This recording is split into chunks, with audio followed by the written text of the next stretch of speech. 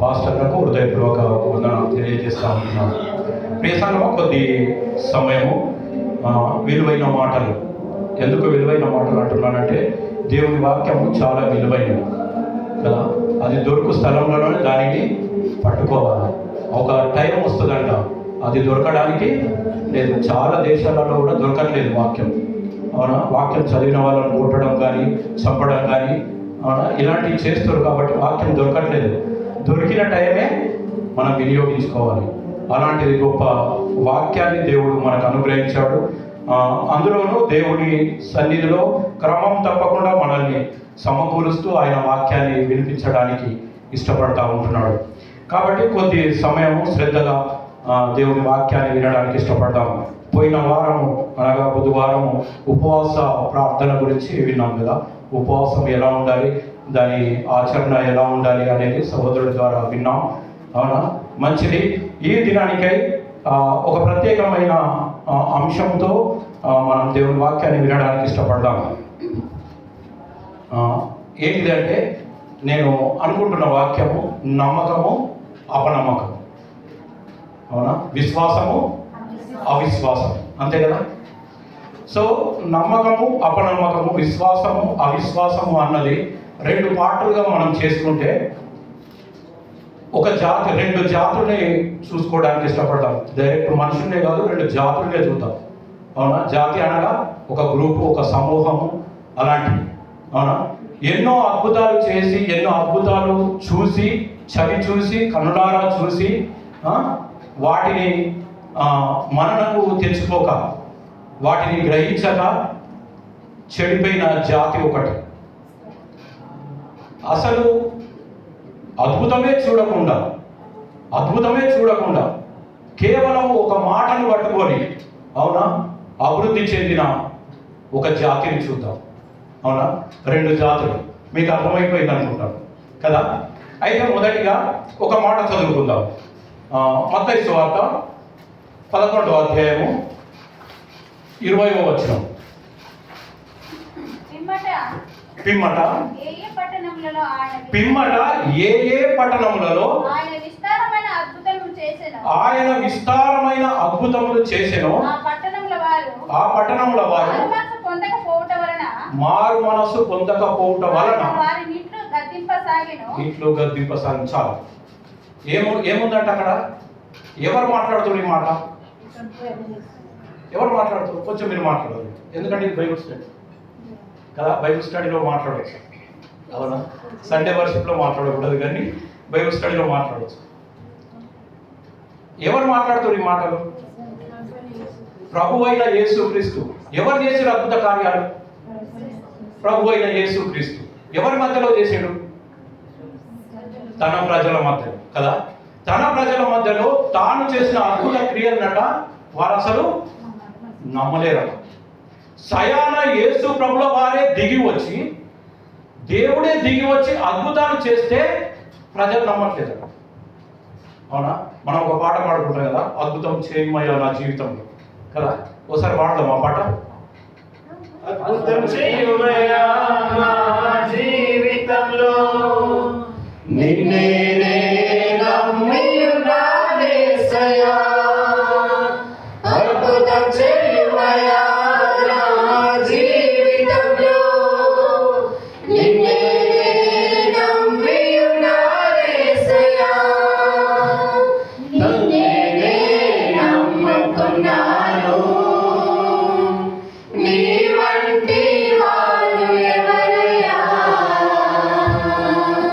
నిన్నే నమ్ముకున్నాను, నీ వంటి వారు ఎవరయ్యా. నిన్నే నమ్ముకున్నాను, నీ వంటి వారు ఎవరయ్యా.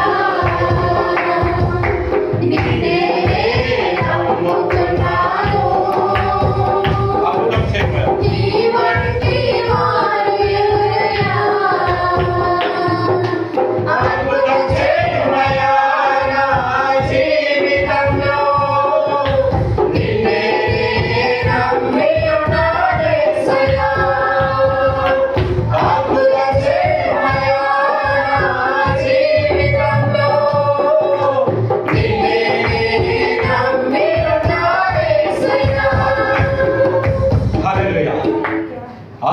చేయమయ్యా నా జీవితంలో కదా.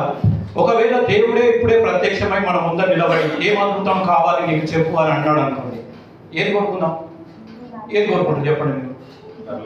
అసలు ఏది కోరుకోలో అని ఆలోచించేంత లోపలనే ఆ టైమే అయిపోతుంది. ఏం కోరుకుందాం? పరలోకం కోరుకుందాం అనుకుంటే అది ఎప్పుడూ వెళ్ళేది కదా, అవునా? ఎప్పుడూ వెళ్ళేది కదా. ఇక్కడ ఏదైనా కోరుకుందామో అనుకునేసరికి అంటే ఏది కోరుకోవాలో అర్థం కాదు. లోకంలో ఏది కోరుకుంటాం చెప్పు? ఏది కోరుకున్నా దానికంటే ఇంకోటి, దానికంటే ఇంకోటి అనిపిస్తుంది కదా కదా, అవునా కదా? కానీ అద్భుతాలు చూసిన తర్వాత కూడా అందులో మార్పు లేదు అని చెప్పి ఒక జనాంగం గురించి దేవుడు మాట్లాడుతూ ఉంటున్నాడు. ఆ జనాంగం ఎవరు అంటే మన ఇశ్రాయేల్ జనాంగం కదా. మన పితరుల గురించే మాట్లాడుతూ ఉంటున్నాడు. మన పితరుల గురించి మనం మాట్లాడుకుందాం. మనము బైబిల్ స్టడీలోనే మాట్లాడుకున్న వాక్య భాగమే అన్నగారు దీన్ని వివరించారు. అయినప్పటికీ కొన్ని అందులోకి తీసుకొని కొన్ని మాటలు మనం మాట్లాడుకోవడానికి ఇష్టపడదాం. సంఖ్యాకాండము 14వ అధ్యాయము. సంఖ్యాకాండము 14వ అధ్యాయము.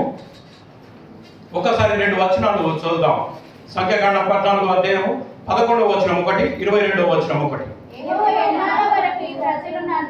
యెహోవా అంటే యెహోవా మాట్లాడుతున్నాడు. ఎన్నాళ్ళ వరకు ఈ ప్రజలు నన్ను అలక్ష్యము చేయుదురు? ఎన్నాళ్ళ వరకు నేను వారి మధ్యలో చేసిన సూచక క్రియలను చూచి నన్ను నమ్మకం ఉన్నారు. ఎన్ని కనబడుతున్నాయి ఇందులో? ఒకసారి ఇందులో గమనిద్దాం. ఎన్ని కనబడుతున్నాయి? ఎన్నాళ్ళ వరకు నా ప్రజలు నన్ను అలక్ష్యం చేస్తున్నారంట, పట్టించుకోవట్లేదట, అవునా? ఎన్నాళ్ళ వరకు పట్టించుకోవట్లేదు అంటున్నాడు. రెండోది ఇంకోటి చదవండి కూడా. అది కాదు, ఇందులోనే ఒకటి అలక్ష్యం చేస్తున్నారు, రెండోది ఏంటిదంట? సూచక్రియలను నమ్మట్లేదట, అవునా? నమ్మడమే లేదట. అలక్ష్యం చేస్తున్నారు. ఒకటి సూచక్రియలను చూసిరు కానీ నమ్మకం ఉంచట్లేదు. ఎవరి మీద నమ్మకం ఉంచట్లేదు? దేవుని మీదనే నమ్మకం ఉంచట్లేదు. 22వ వచనం కూడా చూద్దాం ఒకసారి. నేను ఐగుప్తులోను అరణ్యములోను చేసిన సూచక క్రియలను నా మహిమను చూచిన ఈ మనుష్యులందరూ 10 మార్లు నా మాట వినక నన్ను పరిశోధించరు. 10 మార్లు నా మాట వినక పరిశోధించరు. జనాంగం అసలు వీళ్ళు చూసిరా మన అద్భుత కార్యాలు? మనం ఒకసారి చదువుకుంటూ వస్తే ఇశ్రాయేలునే మనం మొదలు పెట్టుకుంటే ఆది కాండం నుంచి అనుకున్నా కానీ యోసేపు నుంచి కదా. యోసేపు ఐగుప్తుకు వెళ్ళిన తర్వాత అక్కడ సంతానం అంతా ఎక్కువ అయిపోయిన తర్వాత, విస్తారమైన జనం అయిపోయిన తర్వాత దేవుడు మోసేను ఏర్పరచుకొని అక్కడికి వెళ్ళి తీసుకొచ్చిన విధానం నుంచి వీళ్ళందరూ ఇశ్రాయేలు ప్రజలు, అవునా? అక్కడికి వెళ్ళి తీసుకొచ్చిన మోసే దగ్గర నుంచి తీసుకొస్తున్నప్పటి నుండి ఎన్ని అద్భుత కార్యాలు చేశాడు దేవుడు, అవునా? ఎన్ని అద్భుత కార్యాలు చేశాడు. వాళ్ళు మొర పెడితే అక్కడికి నుంచి వాళ్ళ మొర విని అక్కడికి నుంచి వాళ్ళని తీసుకొచ్చే విధానంలో ఎన్ని అద్భుత కార్యాలు చేశాడు. ఐగుప్తుల్నే ఎన్ని చేసాడు మనకు తెలిసిన చెప్పండి. ఐగుప్తులు ఎన్ని చేసాడు దేవుడు? 10 చేసాడు కదా. మన ఇశ్రాయేలు ప్రజలకు అద్భుత కార్యములు, ఐగుప్తు ప్రజలకు శ్రమలు కదా అవి కదా, తెగుళ్ళు కదా అవి. మన ప్రజలకైతే అవి కదా. అక్కడికి నుంచి తీసుకొస్తున్న విధానంలో ఎర్ర సముద్రం వస్తే దేవుడు ఏం చేసిండండి? ఎర్ర సముద్రమును పాయలుగా చేయకన్నా ముందే, అవునా? అక్కడికి సైన్యం వస్తే సైన్యంకు కదా అగ్నిస్తంభాన్ని నిలిపి వారిని ఆ యొక్క దాంట్లో నాశనం చేసిన విధానం మనకు కనబడతా ఉంటుంది. ఇలా మనం చదువుకుంటూ వస్తే ప్రతి దగ్గర అక్కడి నుంచి సంఖ్యాకాండము ఇక్కడ మనం చదువుకుంటున్న వాక్య భాగం వరకు కూడా ఎన్ని అద్భుతాలు చేసిండంటే చాలా అద్భుతాలు చేసింది, అవునా? చెప్పలేనన్ని అద్భుతాలు చేస్తూనే ఉన్నాడు. వాళ్ళు చూస్తూనే ఉన్నారు, ప్రతి క్రియ చేస్తూనే ఉన్నాడు, అవునా? ఆది కాండం, నిర్గమకాండం మనం ఒకవేళ నిర్గమకాండం మనం చూసుకున్నట్టయితే అక్కడికి నుంచి వాళ్ళని విడుదల చేస్తా ఉన్నాడు. ఈ వాక్య భాగాన్ని అర్థం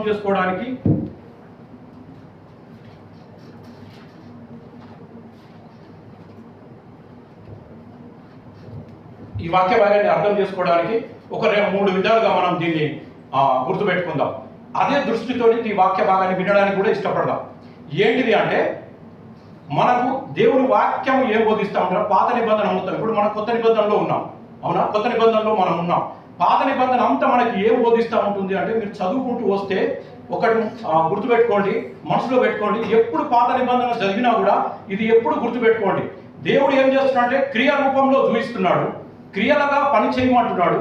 ప్రత్యక్ష గుడారం కానీ, బలులు కానీ, అవునా, ఏదైనా సరే. మళ్ళీ వాళ్ళకు ఒకవేళ రోగాలు అయితే మాత్రము, కురుకులు అయితే మాత్రము ఊరు బయట ఉండడం కానీ, లోపలికి తీసుకురావడం కానీ, ఏదైనా కానీ, బలులు అర్పించడం కానీ, ఏదైనా కానీ క్రియ రూపంలో చూపిస్తూ ఆధ్యాత్మికంగా ఒక సంఘటన, యొక్క దాన్ని బోధించడానికి ఇష్టపడతా ఉంటున్నాడు. అది ఎప్పుడు మనం గుర్తుపెట్టుకుందాం. క్రియ రూపంలో వాటిని చూపిస్తూ క్రియ రూపంలో చదువుకున్నాం అనుకో మనకు అర్థం కాదు, అవునా. దానిని ఆధ్యాత్మికంగా మనకు పాఠాన్ని బోధిస్తున్నాడు అని చెప్పి మనం నేర్చుకున్నాం అనుకో మనకు చాలా మటుకు అర్థమవుతుంది.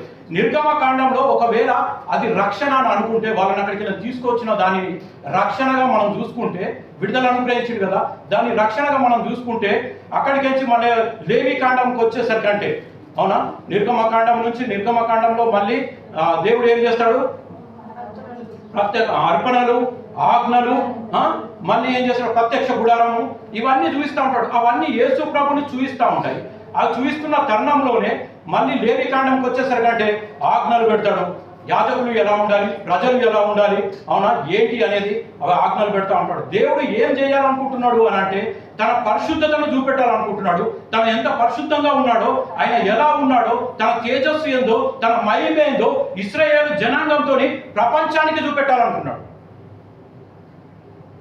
అందుకే అన్ని ఆజ్ఞలు, అన్ని మీరు కొండ దగ్గరికి రాకూడదు, కొండను ముడితే మీరు చనిపోతారు అంటే ఎంత పరిశుద్ధంగా బలులు అర్పించేటప్పుడు జాగ్రత్తగా మీరు అర్పించాలి. ఎలాంటి అర్పించాలి అని అంటే ఏమి తీయాలి, ఎలా బలి అర్పించాలి, దాంట్లో నుంచి ఏది అర్పించాలి, ఏది దహనం చేయాలి, ఏది తినాలి, ఇవన్నీ కండిషన్లు ఎందుకు పెడతా ఉన్నాడు అంటే దానివల్ల వాళ్ళు ఒక క్రమశిక్షణ నేర్చుకోవాలి. దానివల్ల ఎంత జాగ్రత్తగా దేవుణ్ణి ఆశ్రయించాలనుకుంటే, దేవుని దగ్గరికి వెళ్ళాలనుకుంటే మనం ఎంత పరిశుద్ధంగా ఉండాలి అనేది నేర్చుకోవడానికి, వాళ్ళకి నేర్పించాలన్న ఉద్దేశంతో దేవుడు ఆ విధంగా అన్ని పెట్టుకుంటూ వచ్చాడు. ఆజ్ఞలు మీరితే చనిపోతారు అంటే ఆజ్ఞల్లోనే ఉండాలి, అవునా, ఆయన పరిశుద్ధతలోనే ఉండాలి. ఈ జనాంగాన్ని చూసినప్పుడు ప్రపంచమంతా ఏమనుకోవాలంటే జీవం గల దేవుణ్ణి సేవిస్తున్న ఇశ్రాయేలు జనాంగము వాళ్ళు ఎలా జీవిస్తున్నారు, ఒక ప్రత్యేకంగా జీవిస్తున్నారు, ఒక ప్రత్యేకమైన ఉద్దేశంతో జీవిస్తున్నారు అని చెప్పి ప్రపంచం తెలుసుకోవాలి నన్ను అని అనుకున్నాడు దేవుడు. కానీ ఇశ్రాయేలు జనాంగం ఏం చేశారో తెలుసా, ఆ దేవుణ్ణే నిర్లక్ష్యం చేసిరట, ఆ దేవుడి మాటనే నమ్మలేదట, ఆయన అద్భుత క్రియలే పట్టించుకోలేదు, అవునా. లేవి కాండంలో మనకు అది అంతా చూపిస్తూ సంఖ్యాకాండం వచ్చేసరికంటే మనం ఒక రక్షణ అనుకున్నాం కదా, అవునా. ఫస్ట్ ఏది నిర్గమకాండంలో రక్షణ కదా, వాళ్ళు బయటకు వచ్చేసారు కదా, రక్షణ పొందిరు అనుకుందాం. రక్షణ పొందిన నుంచి లేవి కాండం వచ్చేసరికంటే ఆయన ఏం చేస్తున్నాడు, ఆజ్ఞలు పెడుతున్నాడు. ఈ పద్ధతిగా ఇలా మీరు నడవాలి అని చెప్పి ఒక ఆజ్ఞలు పెడుతున్నాడు. అది మనకు ఆజ్ఞలు అనుకుందాం, అవునా. ఆజ్ఞలు అనుకుంటే సంఖ్యాకాండం అంతా ఏంటిదో తెలుసా, మన విశ్వాస జీవితం. సంఖ్యాకాండం అంతా కూడా మన విశ్వాస జీవితము. ఒకవేళ రక్షణ పొందిన మనము, దేవుని ఆజ్ఞలు పొందుకున్న మనము, మన విశ్వాస జీవితంలో ఒకవేళ నడుస్తూ ఉన్నప్పుడు జరగబోయే సంఘటనలు ఏంటి, వాటిని మనం నిలబడుతున్నామా, పడిపోతున్నామా, నిలబడితే ఏం జరుగుతుంది, పడిపోతే ఏం జరుగుతుంది నేర్పించడానికి సంఖ్యాకాండంలో వారి ప్రయాణం అంతా సాగుతా ఉంది. ఇదంతా ఏంటిది అని అంటే విశ్వాస జీవిత యాత్ర, విశ్వాస జీవిత యాత్ర. ఇక్కడికి వచ్చేసరికంటే ఇందులో మనం ప్రత్యేకంగా చూస్తూ ఉంటాం. కానాను దేశము ఒకవేళ మనం పరలోకం అనుకుంటే, కానాను దేశంలో ప్రవేశించాలి అని మనం అనుకుంటే, పరలోకంలో ప్రవేశించాలనుకుంటే ఈ విశ్వాస జీవితంలో ఆ కానానుకు వెళ్ళాలంటే వెళ్ళక ముందు ఏం జరిగిన సంఘటనలు, ఆ జరిగిన సంఘటనలో ఎలా ఉన్నారు ప్రజలు, ఏం చేస్తున్నారు, ఎలా ఉంటున్నారు, వాళ్ళు నిలబడుతున్నారా, పడిపోతున్నారా, దేవుని నమ్ముతున్నారా, నమ్మకపోతున్నారా. మన విశ్వాస జీవితం ఇదే ముడిపడి ఉంది, ఇలాగే నడుస్తూ ఉంది. సంఖ్యాకాండం మనం చూసుకున్నట్టయితే అదే విధంగా ఇది మన మనసులో పెట్టుకొని, ఇప్పుడు మనం ఎక్కడున్నాం, రక్షణలోకి వచ్చాం, ఆజ్ఞలు తీసుకున్నాం, అవునా, ఆజ్ఞలు తీసుకొని ఇప్పుడు ఏం చేస్తున్నాం, విశ్వాస జీవితంలో ప్రయాణం చేస్తున్నాం. మనం కూడా ప్రయాణం చేస్తున్నాం, ఇశ్రాయేలు కూడా ప్రయాణం చేస్తూ ఉన్నారు. ఇప్పుడు ఒకసారి చూసుకుందాం, 6వ వచనం నుంచి 9వ వచనం వరకు చదువుదాం.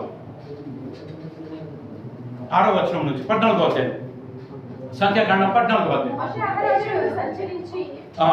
చూచిన వారిలో నుండి నూను కుమారుడైన యెహోషువయు యెఫున్నె కుమారుడగు కాలేబును బట్టలు చింపుకొని ఇశ్రాయేలీయుల సర్వ సమాజముతో మేము సంచరించి చూచిన దేశము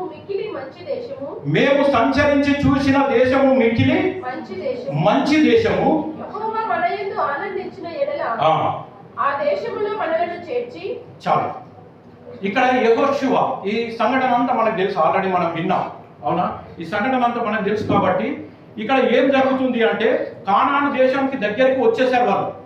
కానాను దేశానికి దగ్గరికి వచ్చేసారు వాళ్ళు. ఒక 40 దినములు వాళ్ళు నడుస్తే కానాను దేశానికి చేరుకుంటాం. అవునా? అక్కడికి వచ్చిన తర్వాత జరుగుతున్నది ఏంటి అంటే మోసే గారు ఏం చేశారంటే ఆ దేశాన్ని చూసి రమ్మని చెప్పి ఒక 12 మందిని పంపించాడు. ఒక్కొక్క గ్రూప్ నుంచి ఒక్కొక్కరిని కదా, 12 మందిని అక్కడికి పంపించిన తర్వాత 12 మంది వెళ్ళారు. 12 మందిలో నుంచి 10 మంది 1 సంవత్సరం తీసుకొచ్చారు. అవునా? 2 1 సంవత్సరం తీసుకొచ్చారు. చాలా జాగ్రత్తగా గమనించండి. 12 మంది వెళ్ళిర్రు. 12 మంది దేవుడు పంపించింది, దేవుడికి ముందే చెప్పింది, వాగ్దానం చేసింది కానాను దేశం. కానాను దేశం ఎలాంటి దేశం అట? పాలు తేనెలు ప్రవహించు దేశము.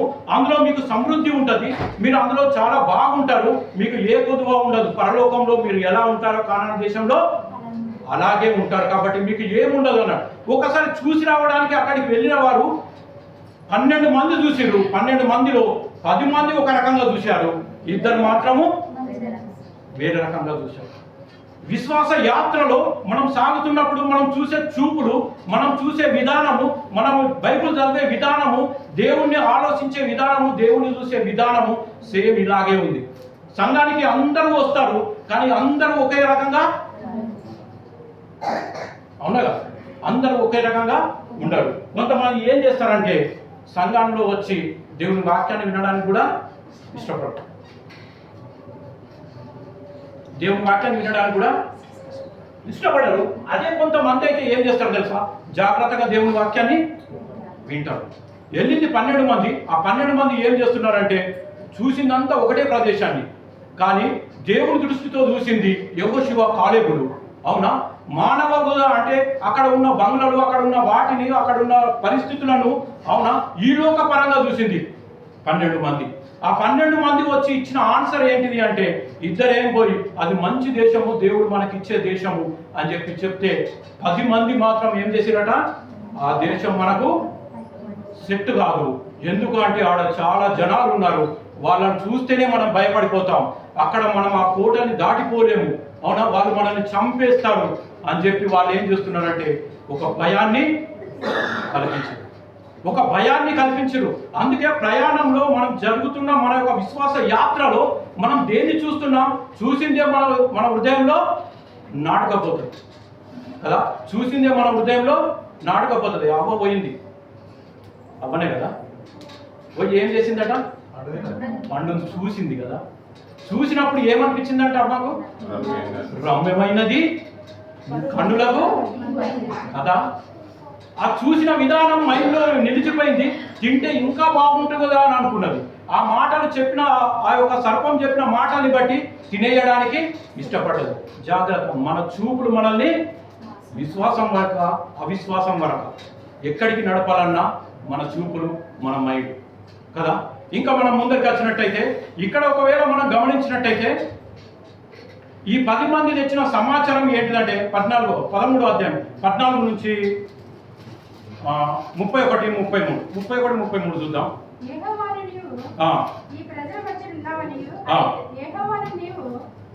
31 నుంచి 13వ అధ్యాయం అయితే అతనితో కూడా పోయిన మనుషులు ఆ జనులు మనకంటే బలవంతులు, మనము వారి మీదికి పోజాలము, మరియు సంచరించి చూసిన దేశంను గూర్చి ఇశ్రాయేలీయులతో చెడ్డ సమాచారం చెప్పి ఆ దేశము తన నివాసులను భక్షించు దేశము, ఉన్నత దేవుడు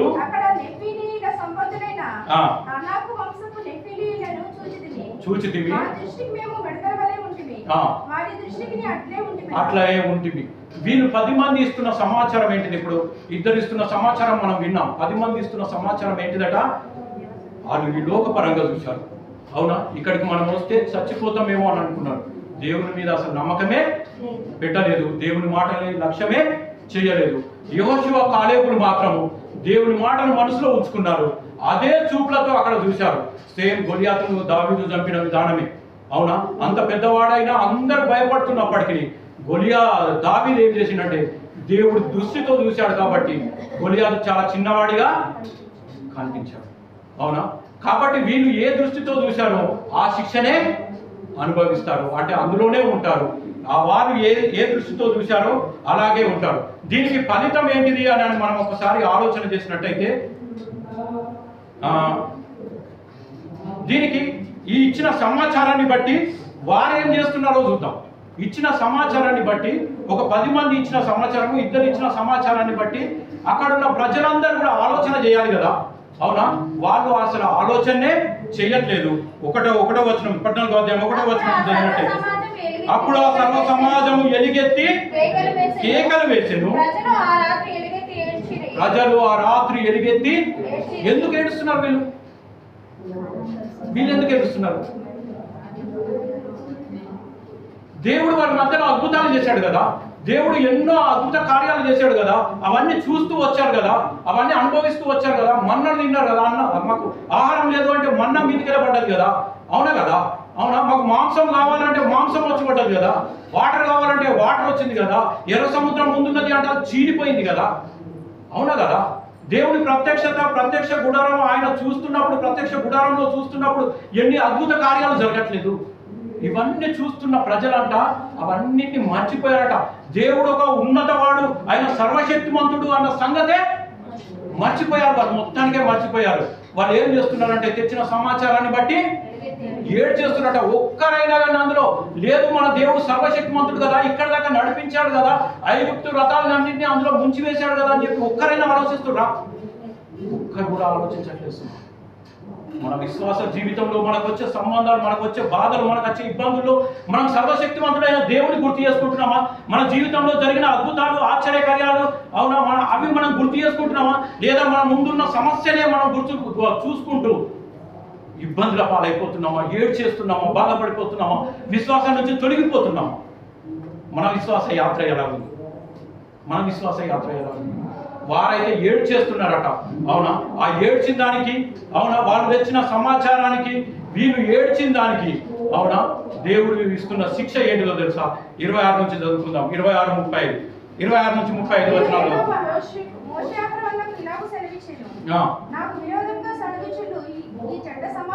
నాకు విరోధంగా సణుగుచుండు ఈ చెడ్డ సమాజము నేను ఎంతవరకు సహింపవలెను?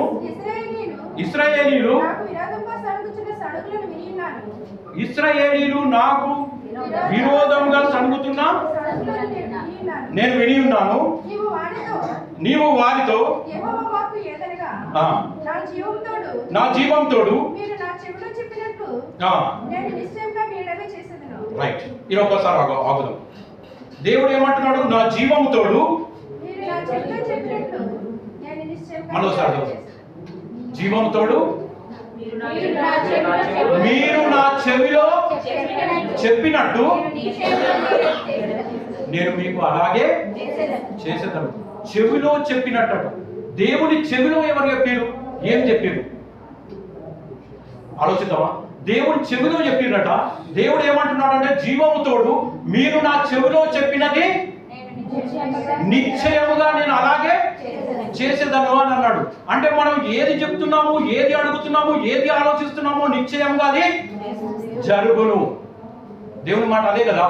అదేమంటున్నాడంటే మీరు నా చెవిలో చెప్పినది నిశ్చయంగా జరుగుతుంది. దేవుడు చెవిలో ఏం చెప్పారు? 1వ వచనం నుంచి చదువుదాం. ఏం చెప్పారో ఇదే చెప్పారు వాళ్ళు. ఏం చెప్పారంటే దేవుడి చెవిలో 1వ వచనం నుంచి, అప్పుడు ఆ సర్వ సమాజము ఎలుగెత్తి కేకలు వేసేను. ప్రజలు ఆ రాత్రి ఎలుగెత్తి ఏడ్చిరి. మరియు ఇశ్రాయేలీయులు మోసే ఆరోనులపై సనుగుకొని. సనుగులు దేవుడికి అస్సలే నచ్చవు. ఎప్పుడైనా గుర్తుపెట్టుకోండి, సనుగులు దేవుడికి అసలే నచ్చవు. మనం ఎప్పుడు సనుగుతూనే ఉంటాం. వాడి మీద సనుగుతాం, వీడి మీద సనుగుతాం, వాళ్ళ మీద సనుగుతాం, ఇంట్లో మీద. ఈ సనుగుడు దేవుడికి నచ్చని పదం ఏంటిదంటే సనుగుడమే నచ్చదు, గొలుగడమే నచ్చదు. అవునా? వాళ్ళు సనిగిందట. ఇంకా మరియు ఇశ్రాయేలీయులందరూ సనుక్కొనిరి. ఆ సర్వ సమాజము అయ్యో ఐగుప్తులో మేమేలా చావలేదు. చాలా జాగ్రత్తగా వినండి. వాళ్ళు మాట్లాడుతున్న మాట ఏంటంటే ఏం మాట్లాడుతున్నారు? అయ్యో ఐగుప్తులో మేమేలా చావలేదు,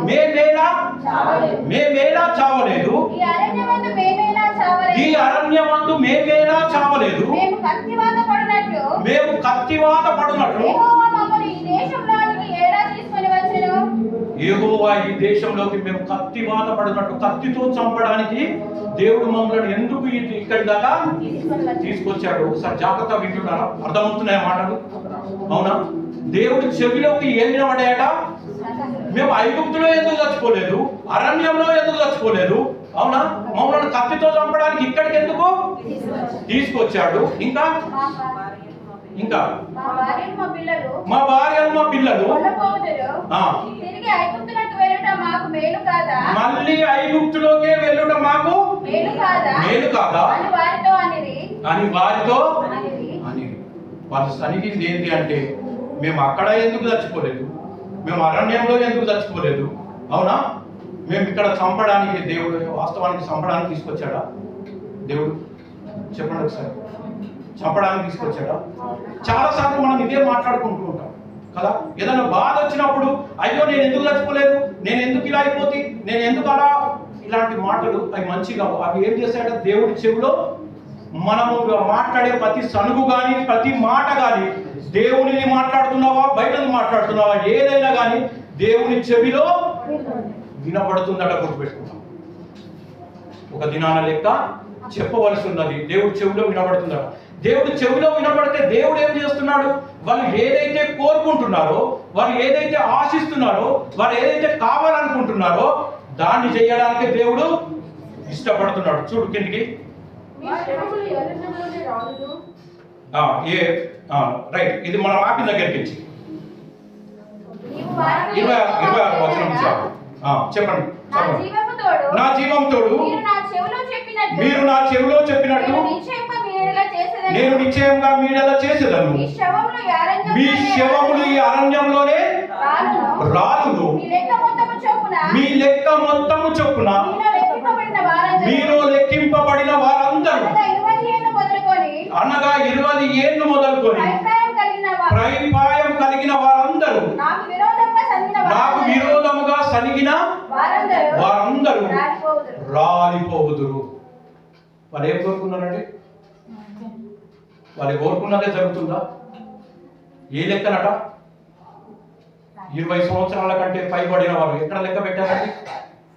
సంఖ్యాకాండం మొదట్లో లెక్క పెట్టారు కదా. సంఖ్య గుర్తుపెట్టుకోండి, ఈ సంఖ్య గుర్తుపెట్టుకోండి అని మనకు మాస్టర్ గారు చెప్తూనే ఉన్నాడు. సంఖ్య గుర్తుపెట్టుకోండి.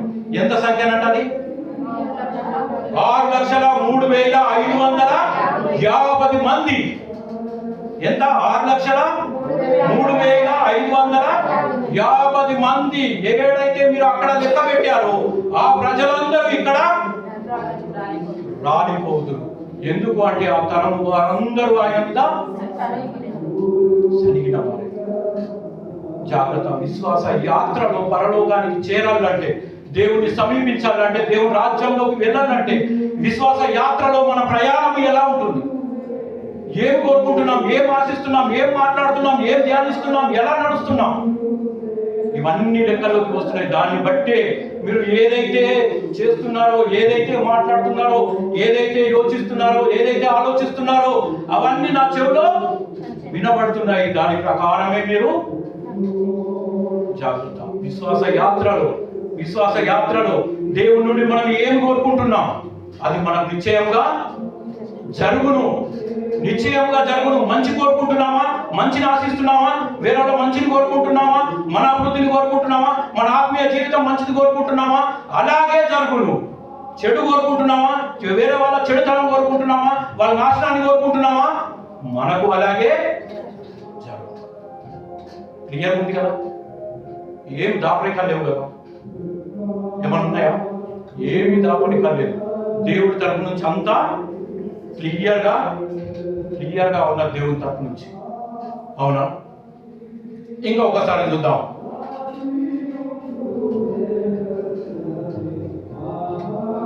ఎంత టైం ఉంది? అయిపోతుందా? ఇది విశ్వాస యాత్రలో మనం సాగించే ఈ యాత్రలు అవునా కానాను దేశానికి వారు బయలుదేరగానే ముందే ఇంకా దాన్ని కంటిన్యూ చేసుకుంటూ కిందికి వచ్చేద్దాం. యెఫున్నె కుమారుడైన కాలేబును కాలేబును నూను కుమారుడైన యెహోషువయు తప్ప కాలేబు యెహోషువ తప్ప. ఎందుకు వీళ్ళు యెహోషువ కాలేబు తప్ప అంటున్నాడు? వారు దేవుని దిక్కు నుంచే ఆలోచించారు. ఒక్క విషయాన్ని గుర్తుపెట్టుకుందాం, దేవుడు కావాలి అని కోరుకునేవారు దేవుడితో ఉంటారు, దేవుడు వద్దు అని కోరుకునేవారు వేరే మార్గంలో వెళ్ళిపోతారు. యెహోషువ కాలేబులు ఏం కోరుకున్నారు? దేవుడు దృష్టితో చూశారు, దేవుడే సర్వశక్తిమంతుడని వాళ్ళు నమ్మారు, అది కోరుకున్నారు. ఆ తరపునే వాళ్ళు కానాను దేశానికి వెళ్ళడానికి సిద్ధపడుతున్నారు. దేవుడు సిద్ధం చేస్తున్నాడు. ఎవరైతే అలా వెళ్ళకుండా అది కోరుకోలేదు, చావునే కోరుకున్నారో, ఐగుప్తునే కోరుకున్నారో, వారు ఏం చేస్తున్నారు? లయమైపోతున్నారు. మన విశ్వాస జీవితంలో కూడా ఏది కోరుకుంటున్నామో అది జరుగుతుంది.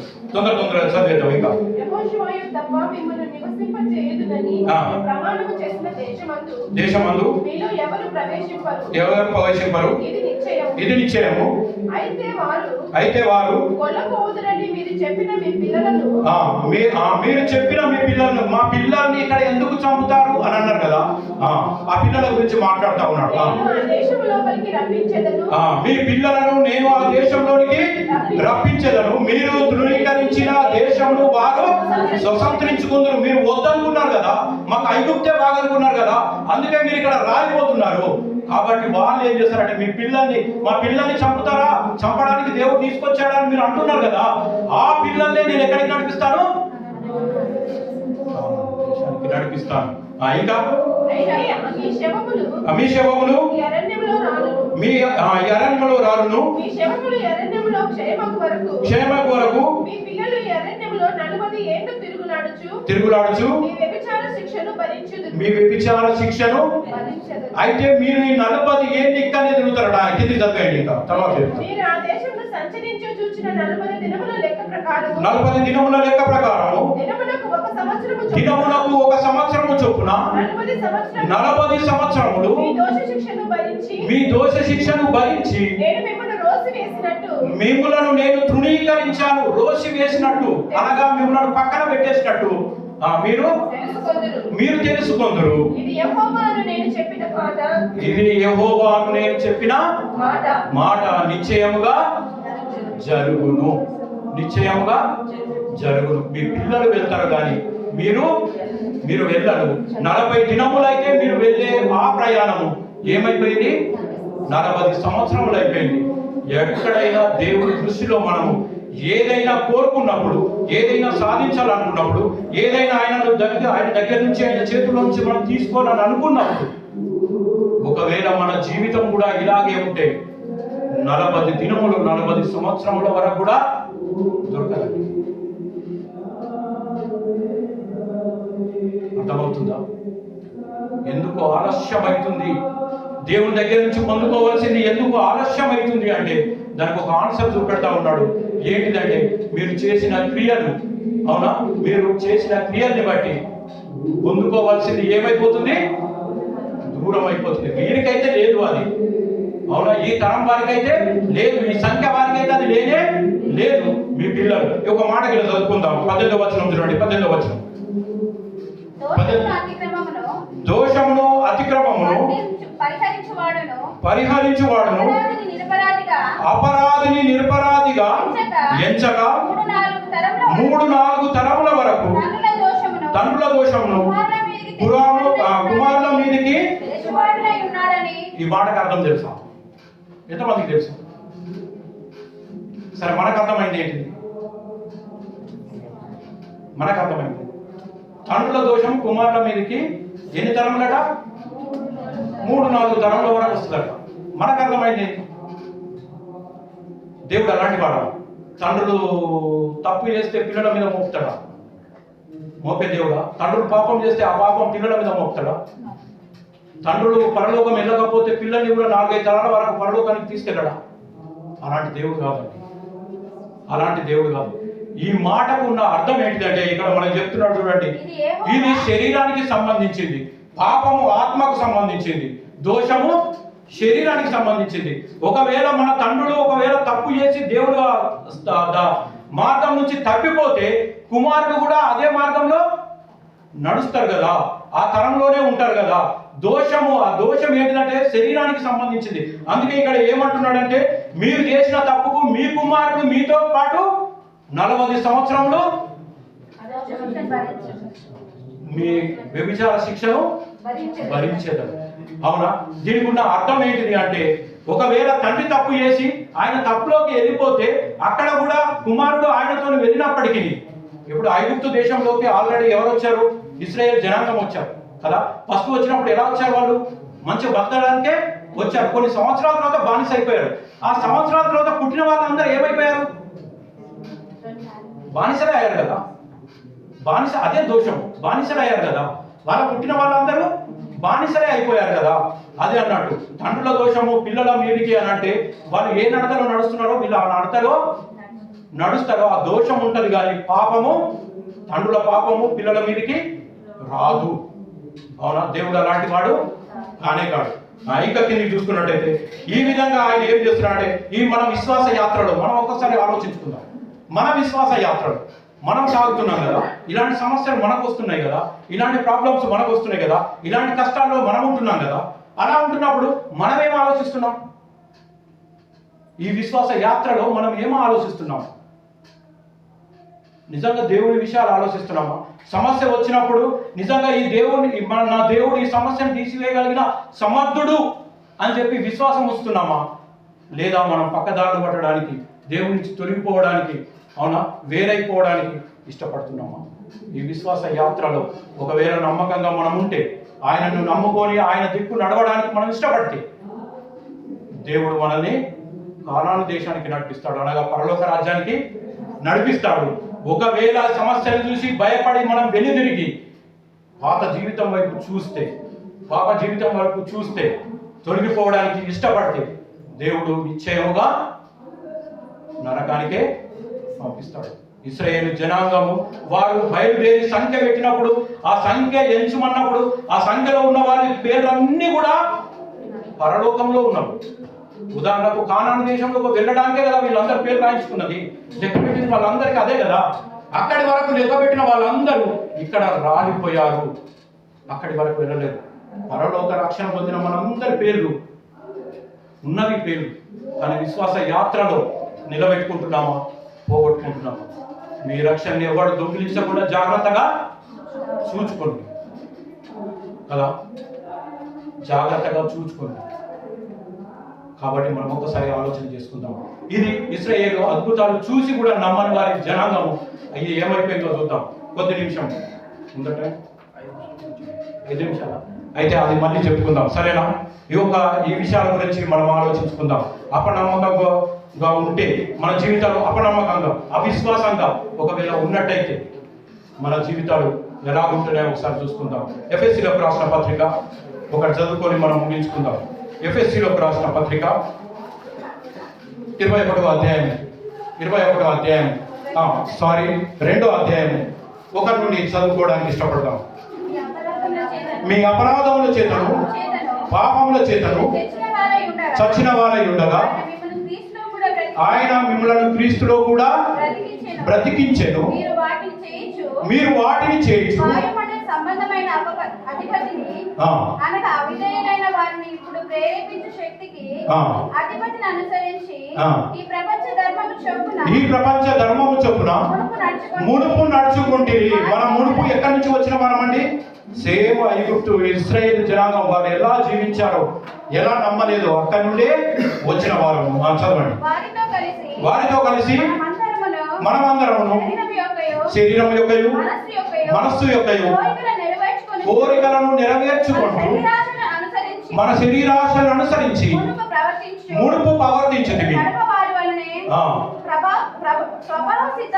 ప్రభాసితంగా దైవోగ్రతను అయినను దేవుడు కరుణా సంపన్నుడై ఉండి మనము మన అపరాధముల చేతను చచ్చిన వారమై ఉండగా తన మహా ప్రేమ చేత మనలను క్రీస్తుతో కూడా బ్రతికించెను. కృపచేతనే కృపచేతనే మీరు రక్షింపబడితిరి. క్రీస్తు యేసునందు ఆయన మనకు చేసిన ఉపకారములను అత్యధికమైన తన అత్యధికమైన కృపా మైదైశ్వర్యములను రాబో యుగములను ఘనపరచు నిమిత్తము క్రీస్తు యేసునందు